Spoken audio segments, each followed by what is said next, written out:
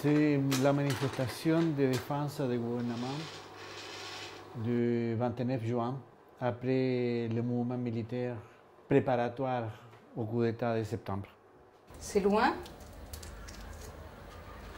c'est tout près, en même temps.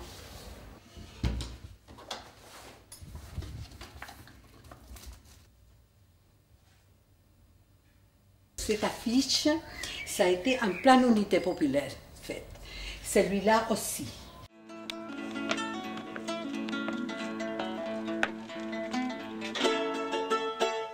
Mai 1974.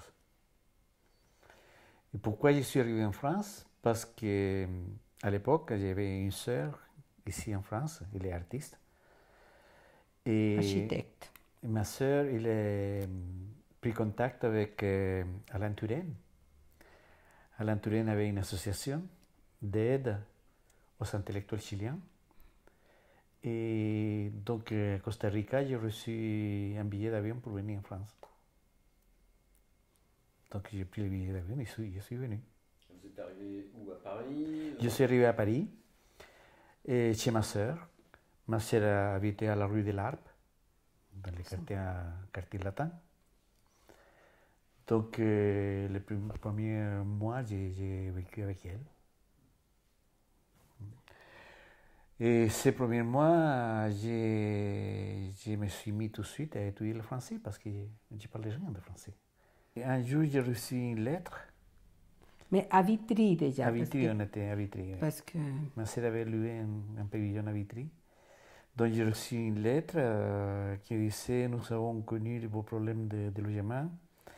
Nous vous proposons un logement à Villetaneuse, dans le 93, à la cité Salvador Allende. » Qui signait ces lettres? Une personne que moi je ne connaissais pas. Madame Richard. Je ne la connaissais pas. Et après, j'essayais de savoir, c'était quelqu'un, militante communiste, qui avait parlé dans la préfecture de la Seine-Saint-Denis, l'office d'HLM, qu'il y avait un Chilien qui avait un problème. Et la solidarité a fonctionné et je suis venu à Villetaneuse. Et c'est là qu'on a vu la cité Allende, que c'était énorme, en béton brut. Il pleuvait et la cité semblait que pleurait. Parce que la pluie dégringolait dans les murs de béton, ça laisse des marques.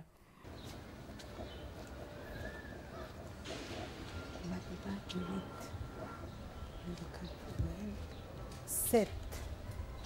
Donc elle doit être de l'autre côté. C'était un duplex tout blanc, tout propre. Il a fallu beaucoup parce qu'il y avait de la poussière des travaux, mais c'était tout neuf. Donc on était ravis. On avait beaucoup de place et on n'avait pas de meubles, on n'avait que des valises. Donc les 3 enfants, les 2 valises. Et on a commencé comme ça à aménager petit à petit notre logement. Et on a connu des gens, on apprenait le français en même temps qu'on faisait notre vie.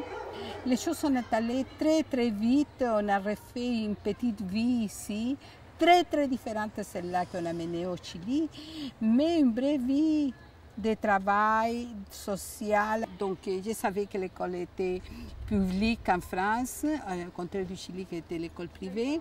Là, ici, on avait l'école publique dans chaque commune, qu'il fallait aller à la mairie pour s'inscrire. Et on a fait ça.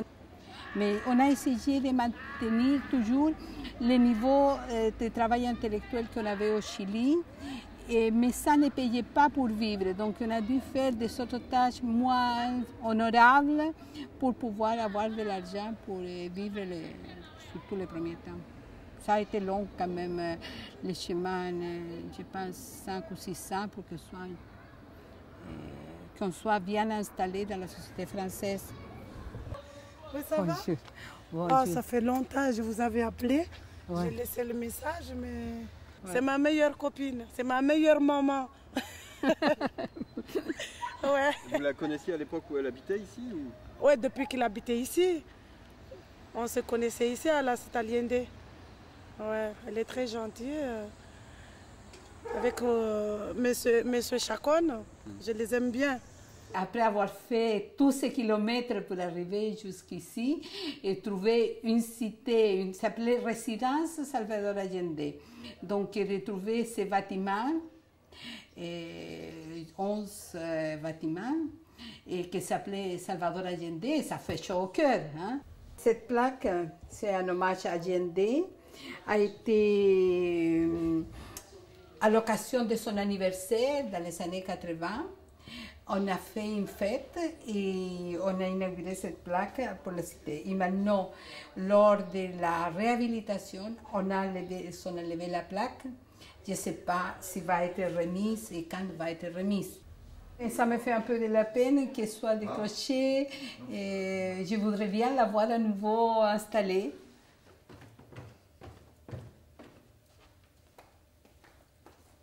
Un groupe de Chiliens est venu en Seine-Saint-Denis via les responsables politiques, la Fédération du Parti communiste départemental, la Fédération du Parti socialiste et quelques grands maires de grandes villes, des politiques reconnus. Et les sections socialistes, de ce que je me souviens, en gros se sont chargées de l'accueil d'un certain nombre d'amis chiliens qui venaient d'arriver. À un moment d'avoir la capacité, pas la capacité, mais l'occasion de prouver que son engagement se vérifie sur le terrain, c'est aussi quelque chose que l'on n'a pas forcément dans la vie. Là, on l'a eu, c'est une chance. Ça a été une toute petite chance pour des gens qui vivaient des drames absolus, mais c'est une grande chance pour ceux qui le vivaient dans l'autre sens, qui ont eu l'occasion de se dire « Ah bah tiens, je dis ça, eh ben, je vais essayer de le faire ». C'est une chance extraordinaire.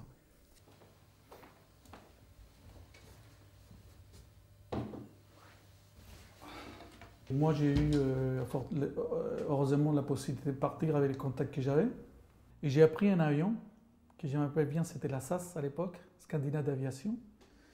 Et cet avion-là, il passait pour Santiago, Buenos Aires, Rio, Rio, Monrovia en Afrique. Monrovia, il coûtait pas cher des billets d'avion quand même. Hein. Monrovia, je suis passé en Suisse. Et ensuite, j'arrivais à Copenhague parce que j'allais et devais normalement arriver en Suède. Et quand j'ai vu mon billet d'avion, j'ai vu heureusement que mon dernier arrivée, c'était Paris et pas Copenhague.